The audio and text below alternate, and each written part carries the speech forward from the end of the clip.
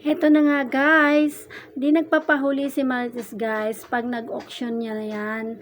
Dahil yung tailor dyan ay friend ko, kaya pag nag-auction ay titext niya agad ako. O diba guys?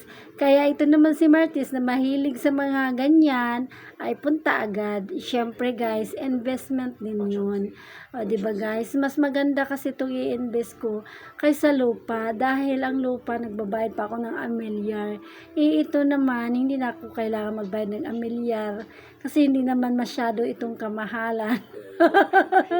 Hindi na kailangan magbabayad ako ng buwis kasi hindi naman masyadong kamahalan. O diba guys? Siyempre di ako pahulis.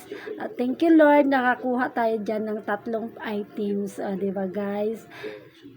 Masaya ako dahil today ay may nadagdag na naman sa aking investment 3 items. So, diba guys? Kaya nakakatuwa talaga guys. Na enjoy ang araw ko ngayon. Yun lang guys. Follow and share. I love you all.